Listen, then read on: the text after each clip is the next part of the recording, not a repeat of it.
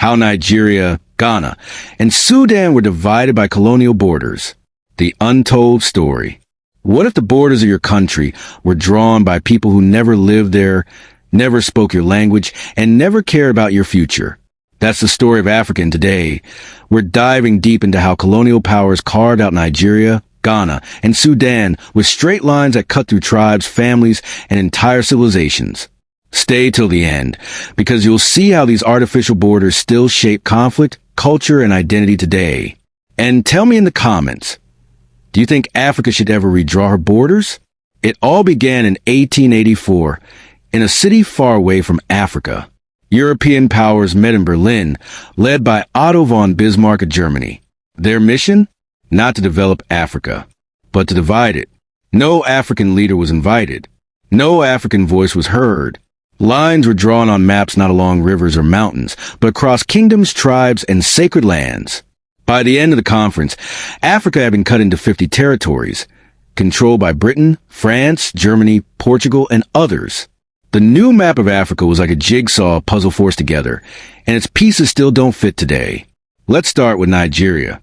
Before colonization, the land was home to powerful civilizations, the Hausa and Fulani caliphates in the north, the Yoruba kingdoms in the west, and the Igbo communities asterisk in the east. But when the British arrived, they saw not nations, but resources. In 1914, they merged the northern and southern protectorates, two regions that had little in common, into one entity they called Nigeria. That single act created deep divisions that still echo today in politics, religion, and identity. A land that could have been three or more nations was forced into one. Do you think Nigeria would be more peaceful if it had remained separate? Comment below. From the Ashanti Empire to the Gold Coast. Now to Ghana, once known as the Gold Coast.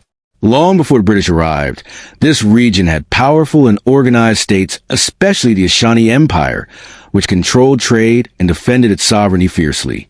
But when Europeans discovered the land's gold and resources, everything changed. The British fought multiple wars against the Ashanti, finally breaking their resistance by the early 1900s. Borders were drawn that ignored the old trade routes, tribes, and spiritual territories. When Ghana gained independence in 1957, it became the first sub-Saharan African country to break free from colonial rule. Yet even today, its borders set by the British separate families in Togo, Côte d'Ivoire, and Burkina Faso, who share the same ancestors and languages. Sudan, one country, two worlds. Then comes Sudan, perhaps the clearest example of how colonial borders can divide a nation forever.